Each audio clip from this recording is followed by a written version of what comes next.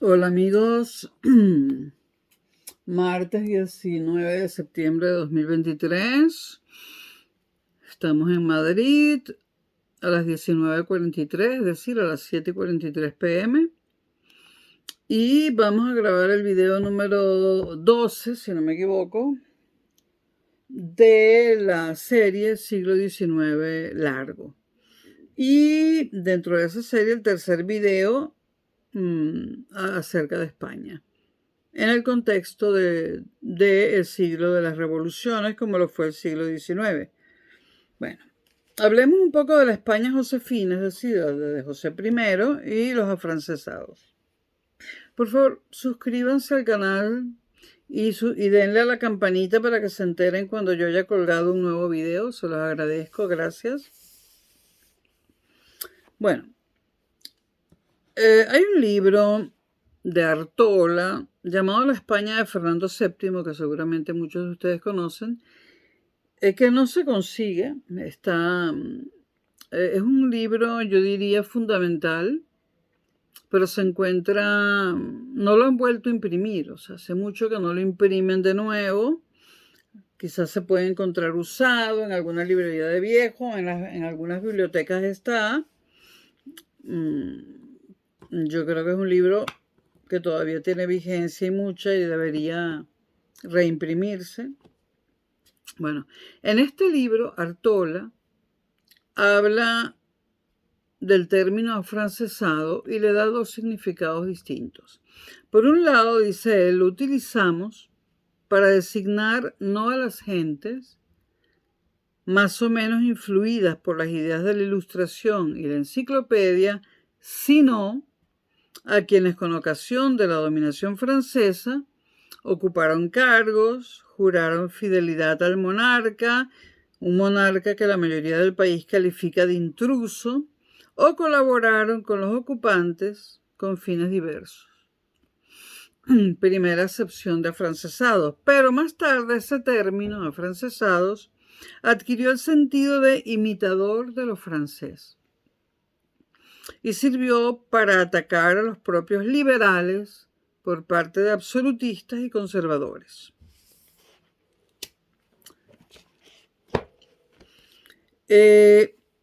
Por otra parte, los liberales consideraron que los afrancesados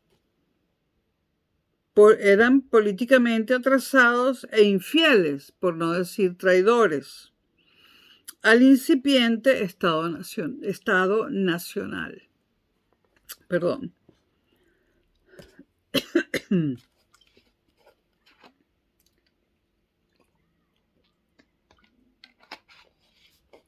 Es decir, al incipiente Estado Nacional, al incipiente nuevo régimen. Mientras que los josefinos, o sea, los partidarios de José I, entendieron el régimen liberal que construían los patriotas como anarquía. Y a las juntas provinciales eran vistas como comités revolucionarios. Un siglo después, o un siglo y pico después, podríamos decir que eran vistas como soviets. Bueno, los afrancesados en realidad eran monárquicos. Tenían un emperador en Francia, ¿no? Antirrevolucionarios, porque, bueno, de alguna forma Napoleón acabó con la revolución, aunque bebió de sus logros. Logros bañados en sangre, en demasiada sangre, para mi gusto, ¿no? Repito, los afrancesados eran monárquicos, antirrevolucionarios y reformistas. Por ello creyeron que era suficiente y válido el Estatuto de Bayona, a la par que evitaría la revolución interior, una revolución dentro de España, y la guerra de conquista. Es decir, si se aceptaba el Estatuto de Bayona y colocaban a José I, no hacía falta conquistar España a sangre y fuego. Utilizaron también como razones la tradicional orientación de la política española de alianza con Francia frente a Inglaterra y los conocidos beneficios de una misma dinastía ocupando ambos tronos. Se refiere a los Borbones, pero en ese momento en Francia no estaban los Borbones. En ese momento gobernaba Napoleón, que no era ningún Borbón, ¿no? Bueno, tanto liberales patriotas como afrancesados fueron perseguidos posteriormente por Fernando VII, al que habían repuesto en el trono, cuando Fernando VII regresa y vuelve a establecer una monarquía absolutista. El peor gobernante que tuvo España, Fernando VII. Bueno, el gobierno josefino. La adhesión a...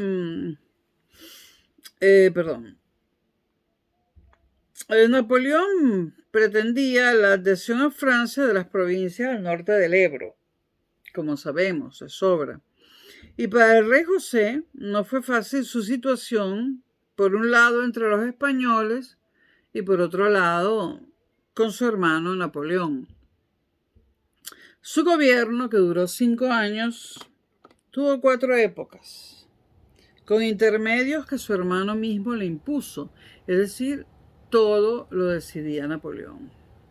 La primera época del gobierno de José I va del 25 de julio hasta el 6 de noviembre de 1808, cuando Napoleón vino a España y dirigió el ejército para contrarrestar la victoria española de Bailén.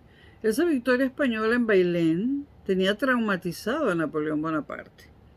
Fue tras esta batalla cuando se perdió la confianza de primera hora de poder atraerse a la población, es decir, se perdió la oportunidad de que la población española aceptase al francés. Entonces se exigió juramento de fidelidad a todos los que trabajaban en la administración. El problema financiero acució a este gobierno. Napoleón utilizó el sistema que la guerra alimentara a la guerra y no proveyó a la administración josefina, es decir, a la administración de José I, a la par que prefirió no dar todo el poder a José, sino fragmentarlo entre sus mariscales, así que en los años sucesivos los mariscales franceses expoliaron España. Bueno, y de hecho cuando Francia se retira, se cuenta que se llevaban, las esposas de estos hombres se llevaban el oro, las joyas, los diamantes, qué sé yo. Los abusos y excesos del ejército y la administración francesa crearon resentimiento contra los afrancesados, a la vez que los ataques sufridos cuando hubo ocasión, como la entrada de las tropas españolas en Madrid, provocó sentimientos recíprocos en el mismo sentido, es decir, sentimientos contra los españoles de parte de los franceses y afrancesados. Napoleón se hizo cargo de en España del mando del ejército francés el 6 de noviembre de 1808, para anular la derrota de Bailén, que para él fue tanto como tomar en sus manos la corona de España. Definitivamente quiere que España sea francesa, frente a los deseos del propio José, que a su entender se había vuelto totalmente rey y al estilo español, es decir, Napoleón decía que su hermano se había vuelto un rey español. El 4 de diciembre sacó la serie de decretos revolucionarios destinados a abolir los derechos feudales, la Inquisición, reducir los conventos, suprimir las barreras provinciales, y lo hizo personalmente Napoleón, no su hermano José. Y amenazó con dividir a España en virreinatos militares. 4 días después, José I quiso renunciar a la corona, porque no pintaba nada, ¿no? Lo que ni siquiera fue acusado por el emperador, es decir, Napoleón no se dio por enterado. Así que hasta el 22, que abandonó Madrid, estuvo España regida por un poder exterior. La segunda fase del gobierno de José I, o del reinado de José I, comenzó al recuperar la corona tras la marcha de Napoleón y duró poco más de un año, hasta febrero de 1810, cuando Napoleón recuperó su proyecto de desmembrar la península. En torno a José I hubo siempre dos campos. Por un lado, el de los afrancesados y sus hombres de confianza, que él consideraba españoles. Y por el otro lado, los que dependían directamente del emperador francés, es decir, de Napoleón, entre los que estaban el cónsul Laforest y los mariscales, que más bien significaban una limitación de su poder regio y su autonomía.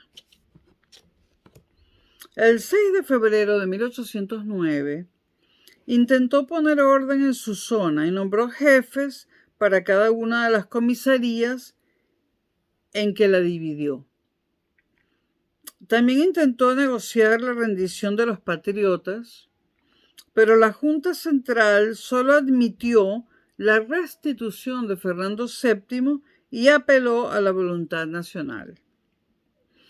Desde junio de 1809, el gobierno josefino creó las guardias urbanas de Toledo y La Mancha, la de Madrid, que luego llamó Guardia Cívica, y 48 milicias cívicas en toda España, principalmente en Andalucía y Aragón, e intentó fomentar la contraguerrilla para combatir los daños causados por la guerrilla patriótica. También se formó un cuerpo especial de guardias en noviembre para garantizar las comunicaciones y perseguir a los guerrilleros. Pero sufrieron muchas deserciones y nunca fueron del todo fiables. La tercera etapa del gobierno de José I se abrió con un decreto, el decreto del 8 de febrero de 1810, que significó un nuevo intento de Napoleón de disgregar las provincias del norte y el descrédito de José por no poder evitarlo. Organizó 4 gobiernos: Cataluña, Aragón, Navarra y Vizcaya. Napoleón, ¿no? Desmembrando España, con un gobernador en cada uno que reunía todos los poderes civiles y militares.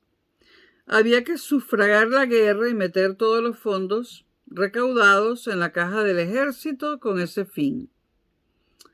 En Andalucía, Soult, como jefe de aquel ejército, ejerció de verdadero virrey. Para Portugal también preparó en abril un ejército independiente del gobierno español. En mayo agregó otros 2 gobiernos, el de Burgos, quinto gobierno de España, y el formado por Valladolid, Palencia y Toro, sexto gobierno de España, con un intendente al frente que disponía de mando civil y militar, es decir, Napoleón de hecho estaba desmembrando España. Al rey José le quedaban solamente las tropas españolas y 15.000 franceses en Castilla la Nueva. Como alternativa, José dividió a España en 38 prefecturas, por decreto del 17 de abril. Luego, subprefecturas y municipalidades judiciales y eclesiásticas, moscas. Y el 23 de abril, 15 divisiones militares. Se trataba de evitar la desmembración de España. Incluso el 18 se planteó la convocatoria de cortes josefinas en ese año. En realidad, obviaban o pretendían hacerlo los decretos imperiales, es decir, los de Napoleón. La cuarta fue la última fase del reinado de José I. Fue su último año cuando José consiguió por fin el mando absoluto de los ejércitos. Se puso al frente de las tropas francesas ese mismo año de 1810 y dirigió con éxito la ocupación de Andalucía. En 1811, tras pretender abdicar, fue nombrado por Napoleón generalísimo del ejército de España. En 1812 quiso llegar a un acuerdo con las Cortes de Cádiz, que no logró. Y la derrota en la batalla de Arapiles, el 22 de julio, lo llevó a abandonar Madrid. El 10 de agosto evacuó Madrid en dirección a Valencia, con unos 10.000 españoles afrancesados, con las guerrillas siguiéndolos y flanqueándolos. Casi la mitad de los soldados y empleados españoles que los seguían desertaron y se unieron a las guerrillas. Llegaron a Valencia el 31. A partir del 2 de noviembre, cuando retornó a Madrid, ya de manera efímera, la abandonó definitivamente el 23 de marzo de 1813. Desapareció prácticamente el gobierno afrancesado, aunque siguieron los consejos de ministros, pero ya no se celebraron consejos de Estado. José estaba entonces al mando de 86.000 hombres. Por fin, la derrota en la batalla de Vitoria el 13 de junio de 1813 supuso su marcha definitiva de España. En diciembre se firmó el Tratado de Valenciennes, por el que Napoleón reconocía a Fernando VII como rey de España. Y este comenzó su viaje de retorno el 13 de marzo de 1814. El año de 1815 supuso la derrota de Napoleón en Waterloo y el comienzo de la restauración europea.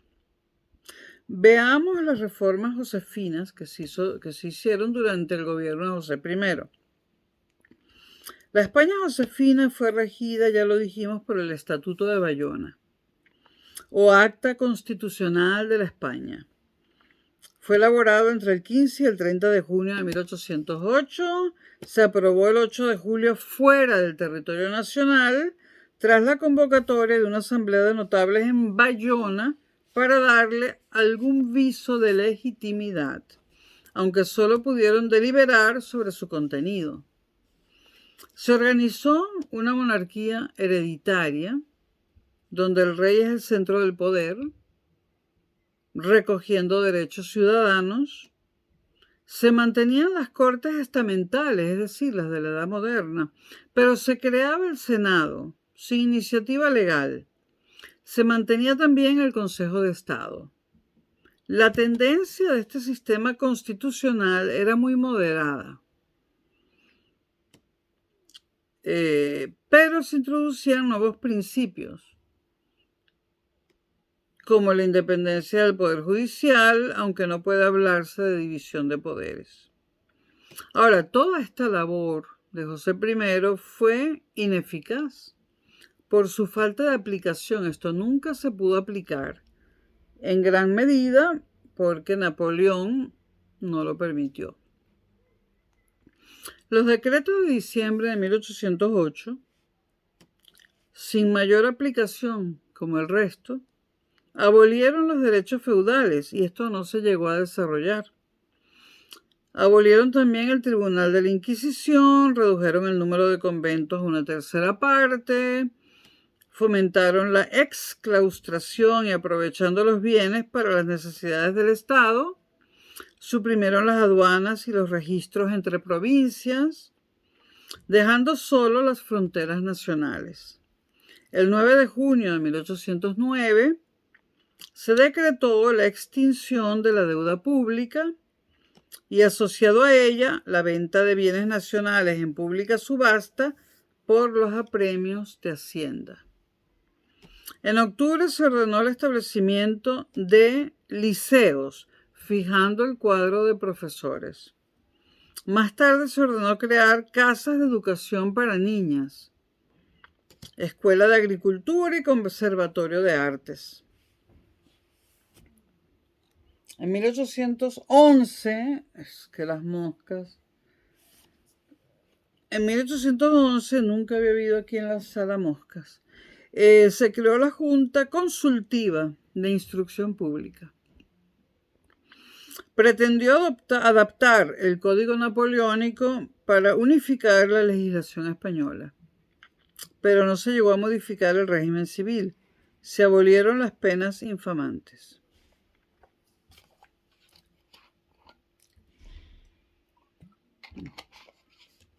Acerca de esta época, la de José I y de la independencia, entre comillas, de España, la independencia de España de Francia, a partir de 1990 se ha creado una nueva historiografía que se considera más apropiada. Como saben, la renovación historiográfica va por el camino de las culturas políticas, la historia de los conceptos y de la historia político-constitucional. Esos son los cauces por los que va la renovación historiográfica en general. Entonces, desde la década de 1990, hace 30 años y pico, en España se ha producido una importante renovación historiográfica en el estudio del inicio de nuestra contemporaneidad. Y uno de los temas más conflictivos y de largo trayecto histórico es el de la construcción nacional. El historiador José Álvarez Junco dice en su artículo La guerra de la independencia y el surgimiento de España como nación, dice que el hecho mismo del levantamiento del 2 de mayo es la mejor prueba de la existencia de una identidad española, capaz de movilizar con rara unanimidad a las capas populares. Fíjense que estamos a principios del siglo XIX y este señor Álvarez Junco dice que aquí se puede hablar, a partir de aquí se puede hablar de España, ¿no? Sabemos muy bien el debate que hay sobre cuándo España se empezó a llamar España, o mejor dicho, cuándo surgió España. Y bueno, las fechas o las épocas en las que se considera por los diversos historiadores que surgió España van desde el matrimonio de Isabel de Castilla con Fernando de Aragón y la llegada de ambos al poder, ella a la corona de Castilla y él a la corona de Aragón, y convertidos en reyes católicos. Desde ese momento en adelante se habla de la existencia de España. Unos dicen que fue durante el reinado de los reyes católicos, otros dicen que no, que fue después. Y bueno, este señor, por ejemplo, Álvarez Junco, dice que fue a principios del siglo XIX. Este es un tema muy polémico, pero también muy interesante, ¿no? Y este no es un video como para hablar de eso, pero es muy interesante. Bueno.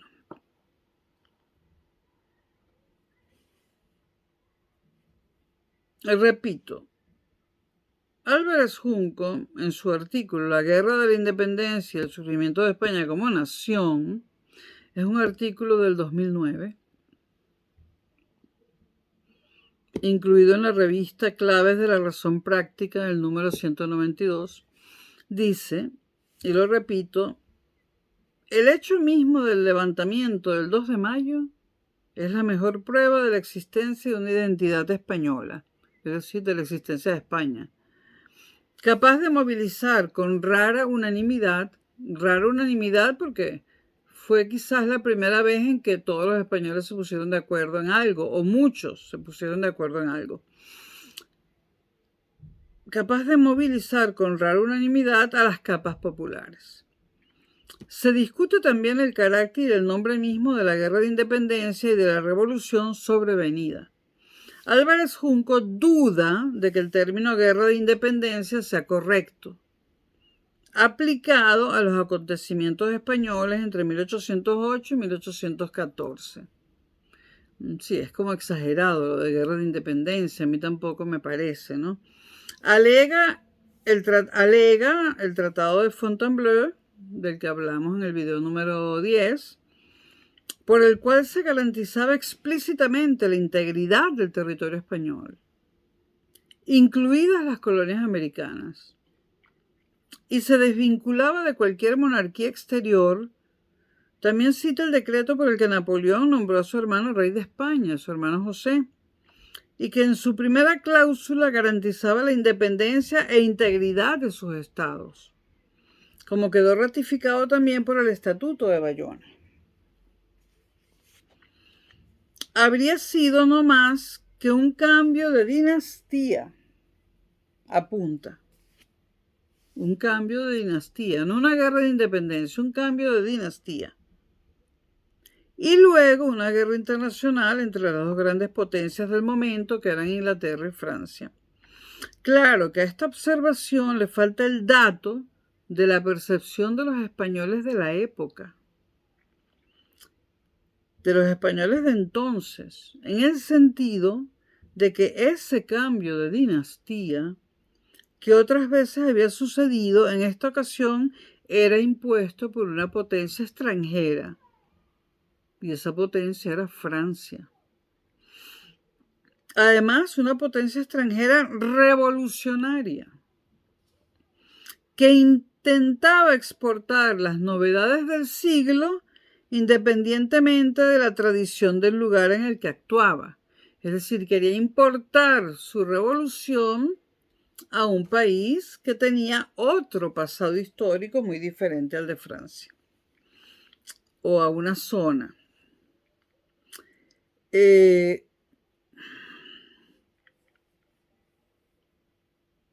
este sentido, sí tuvo carácter de independencia, porque trataba de exportar la revolución francesa, en este caso, a un país con una historia muy distinta como era España. Fue ese carácter de rebelión a lo impuesto y el hecho de que lo impuesto fuera lo novedoso en la cultura política del momento. Recuerden que era un siglo de revoluciones, el XIX, lo que dio tintes también de guerra civil.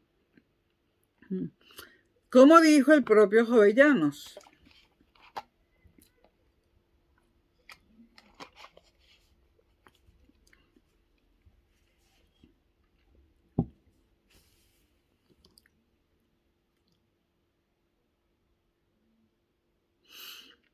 y aunque tuvo el sentido de la defensa de lo propio y lo tradicional, fue el momento adecuado para adoptar las nuevas formas y culturas políticas que se habían extendido por Occidente y que habían penetrado en España.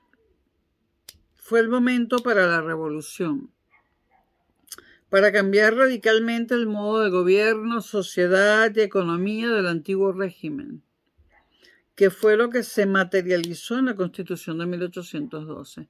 Entonces, el cambio de régimen en España se da en un periodo donde España está ocupada por un ejército extranjero, como es el ejército francés, lo cual hace de este proceso en España un proceso singular. Uno de los temas que más discusión produce es la capacidad revolucionaria de la España de 1808. La guerra hizo que se produjese esa mutación por vía práctica y rápidamente. Es cierto que la masa de población que se sublevó no tenía un proyecto político renovador en sus objetivos, pero sí lo tenían las élites. Lo que sucedió fue que, una vez surgida la necesidad de autogobernarse, el modo de hacerlo fue definido por las nuevas corrientes y tendencias políticas. Ante el vacío dejado por lo antiguo, llegó inevitablemente lo nuevo. El proceso de incorporación de España al mundo contemporáneo fue la necesidad de organizarse para la guerra, la creación de juntas frente a las instituciones existentes y obedientes al francés, lo que inició un proceso revolucionario que resultó imparable y que fue mucho más allá de lo que el reformismo napoleónico y afrancesado hubieran previsto nunca. De hecho, Napoleón no preveía la Constitución de Cádiz ni la suplantación del antiguo régimen en España en ese momento. Las revoluciones que inician el mundo contemporáneo, la inglesa, la norteamericana, la francesa y ahora España, asociaron el origen del poder, el fundamento de todo su proyecto, a la nación, por primera vez en la historia. Término que acabó configurando y casi definiendo la nueva época. Cada estado debía gobernar una nación, un estado, surgiendo así el Estado-nación que la caracteriza. España, como sabemos, procede de Hispania, la Hispania latina y de la Iberia griega. Y por tanto existió desde la antigüedad en referencia a toda la península ibérica con significado geográfico.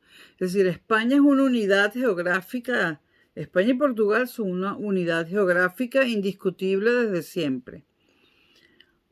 Ahora, esta unidad con significado geográfico con los visigodos fue adquiriendo un significado étnico, como se encuentra en muchísimas expresiones. Fue la situación de España como lugar fronterizo entre cristianos y musulmanes, cosa que no ocurrió en los demás estados-nación, durante siglos, además, lo que probablemente impidió que ese concepto de España o español pasara de lo geográfico a lo político, y esto es muy interesante. Con los reyes católicos, como ya dije, comenzó a coincidir con lo que hoy conocemos por España, produciéndose desde entonces una extraordinaria estabilidad de fronteras.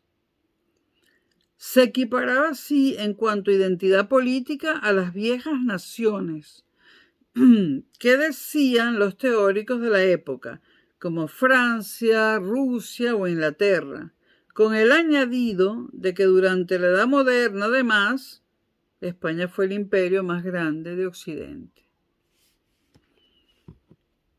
La fecha de 1808 pareció un comienzo inmejorable para crear una nación.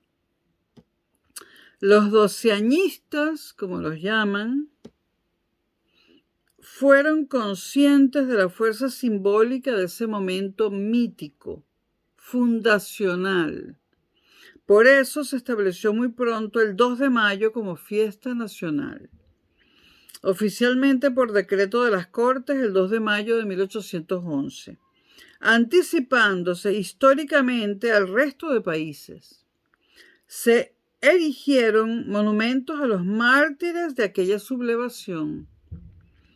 Primer y principal símbolo público de significado político en el siglo, frente a estatuas de reyes, único legado de la era anterior. Y de esto habla también Álvarez Junco. El nuevo mito se alimentó de otro gran mito reproducido en esta época, los comuneros, en referencia al recuerdo de la lucha heroica por las antiguas libertades castellanas. Sin embargo, las características de la construcción del Estado contemporáneo, que partió de una sublevación no solo contra los invasores extranjeros, sino contra las propias instituciones españolas que los obedecieron, hicieron incómoda a la larga la celebración del 2 de mayo. Y es que en aquellas fechas las instituciones se aliaron con el invasor, mientras que el pueblo luchó solo y los héroes fueron fusilados no solo por los franceses, sino por aquellos españoles que los ayudaron a formar los consejos de guerra. Terrible esto, ¿no? Por eso fue resultando cada vez más una fiesta molesta, incómoda, para no recordar.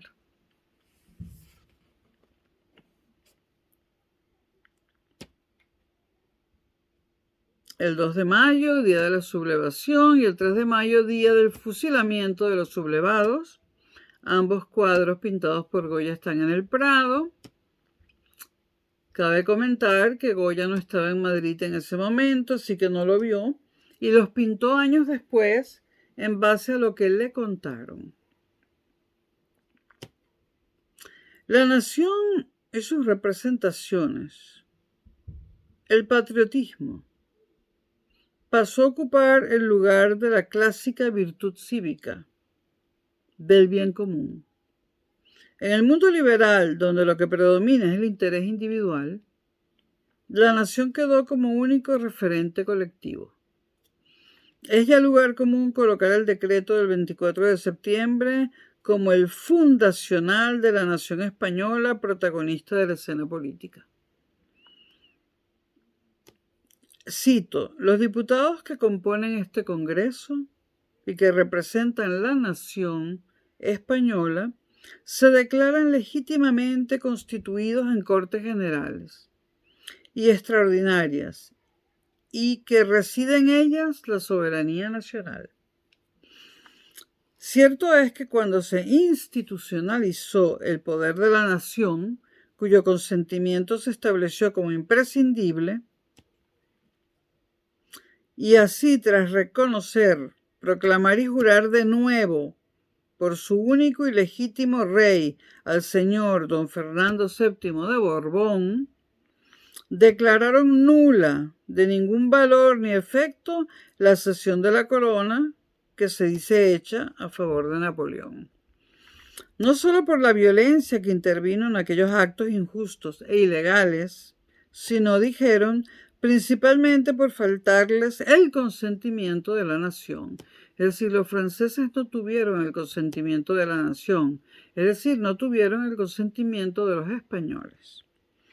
En una reproducción del pacto dominante en el pensamiento político español desde el siglo XVI, que sirvió a los constituyentes españoles para legitimar su poder. La integridad de la nación se juró en segundo lugar. El primero lo ocupó la santa religión, católica, apostólica, romana, sin admitir otra alguna en estos reinos. Solo en tercer lugar se juró al amado soberano y sus legítimos sucesores. En este caso, el Poder Ejecutivo, el Consejo de Regencia, debía ir a las Cortes a reconocer la soberanía nacional, para lo que se aprobó el ceremonial y se declaró sesión permanente hasta conseguirlo. Por eso Argüelles, llamado el Divino, o Pérez de Castro argumentaron que la autoridad del rey procedía de la nación, ya no era de Dios, sino de la nación. El objetivo era una nación soberana y un Estado fuerte. Esto de la santa religión católica sin admitir otra alguna es horroroso. Bueno, el objetivo era una nación soberana y un Estado fuerte. Este requería, en la cultura política de la época, que entendía la república como gobierno directo en pequeñas sociedades, una monarquía moderada, ya que la monarquía garantizaba la unidad y la unidad garantizaba la fuerza. Por eso el federalismo se entendía como algo perjudicial en las viejas y grandes naciones. Bueno, el federalismo causa pavor todavía en España a mucha gente, ¿no? Y quizás yo estoy incluida. A mí esta nación de naciones que es España actualmente, esta España de las autonomías, me gusta. El único malo de esta España de las autonomías es el costo de administrar todo eso. Pero creo que representa a las diversas culturas que hay dentro de España y que están bien diferenciadas. Algunas se diferencian más que otras. No me gusta la idea de federación para España porque España no es monolítica. España es muy heterogénea. Lo único malo, repito, de la España de las autonomías es el costo que eso conlleva en dinero.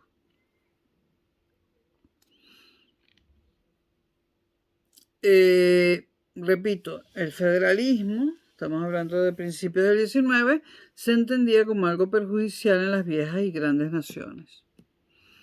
Además, yo pienso que el federalismo está bien para países grandes, enormes, como Estados Unidos, que es federal, y como Rusia, que también es federal.